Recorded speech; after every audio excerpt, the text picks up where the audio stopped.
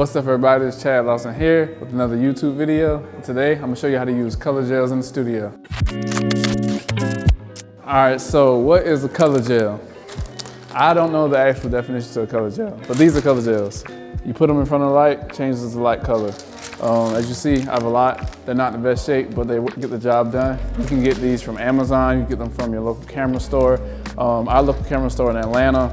These are like film grade color gels. They come in a huge sheet that I cut up, but I like these. It's just the quality is way better than the ones off Amazon, but they still work. I have some Amazon ones in my bag as well.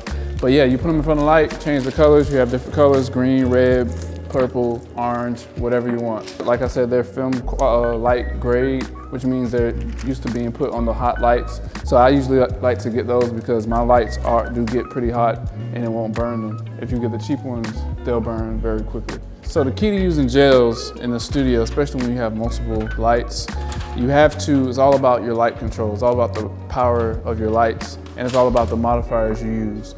If you have one light overpowering the other, you may blow out that other color. You have to learn how to mix them together where they all can coexist. So it usually takes a good bit of test shots in the beginning of your shoot to get your light settings right to get that desired effect. Some of your lights may have to have a modifier on it, like a grid or something like that, just to get the lights in the right place that you want them. For this shoot today, we don't necessarily have a particular plan. We're just gonna come up with whatever creation we can come up with. So today, we're using my favorite in studio, Policy Buff Einsteins, and we're using one Policy Buff Digibee. Just my preferred brand. You can do this with Godots, Profoto. What's the other one? Flashpoint. Whatever anybody uses, you can do it with any flash. So when I'm doing gels, especially when you're just beginning and you're just trying to figure out how to set the lights, you're gonna wanna turn off all your lights and you're gonna utilize your strobe's modeling light. It'll help you get an idea of like where that gel is gonna hit.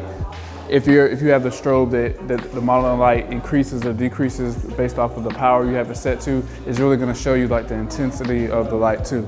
So if you can see here, I'm gonna turn this model light on. It's coming on. You look at the backdrop, you see how it kind of shows. I can kind of see if I angle it a certain way, how it changes, how it's gonna appear on the picture. So, like I said, we don't really have a certain direction for this shoot.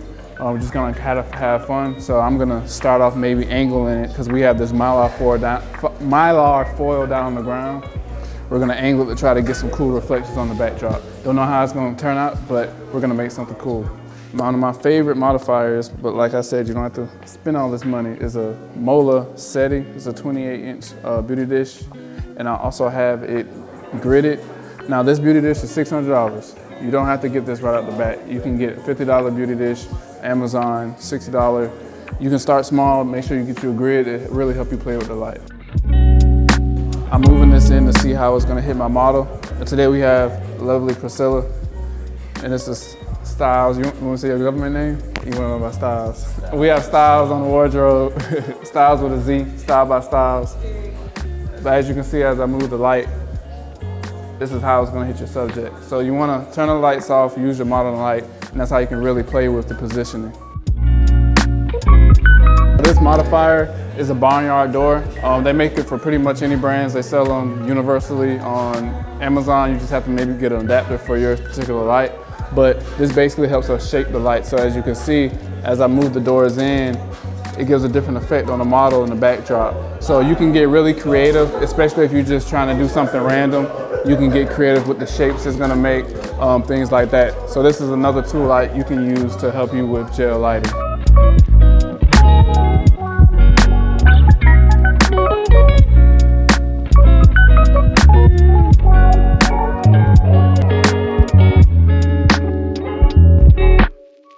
So it depends on what look you're going for, but today my key light is not gonna have a gel on it because I do wanna separate her outside of those colors. Now, there's no right or wrong way how to do that. Some concepts are no key light. Some concepts have full color gel, nothing but color, no regular, straight on light. But today I'm using this beauty dish with the grid, just because it's so directional, it's not gonna spill on the background, it's just gonna hit this portion of her face to separate her outside of those colors. When you're setting up your lights, you're gonna have to somewhat figure out what you want to do to know what type of lighting situation you want to come up with. If your inspo mood board has a color picture that is nothing but color, there's no remnants of the person's actual skin tone, then everything is pretty much gelled up. But if you want to separate them out, to have at least a piece of their body out, you can either go with a beauty dish with a grid, you can go with a small reflector can with a grid, depending on how much of her body you're actually trying to light and separate out. So that's a very important tip when doing color gels.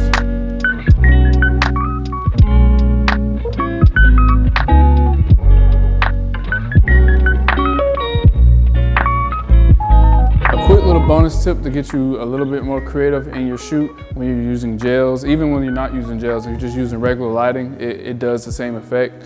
I like to use mylar foil. You can get rolls of it on Amazon for like 30 bucks for 100. I think it goes about 100 feet wide, 100 feet long, I'm sorry. But as you can see, it adds, first of all, it looks cool to have that. It gives like a watery effect when you have your model stand on it. But when your lights hit it, it gives a reflection on the background that resembles water. If you can see here, when I take it away, you see how that effect goes away? That mylar adds that effect. If you've ever seen that type of watery effect on somebody's backdrop, it's because they got some mylar foil somewhere. You don't have to have it on the ground. You can have somebody hold it up and stand like right here where the light is hitting, and then angle it to the backdrop, angle it on the model, whatever creativity you're trying to do. The mylar foil is a great bonus to add to your studio.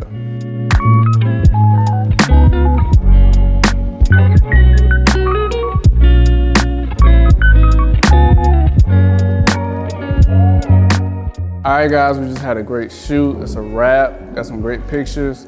Hope you guys learn how to use color gels in the studio.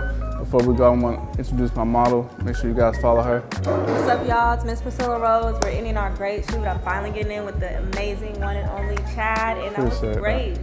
Thank you again. All right, guys, make sure you like, comment, subscribe. See you next time.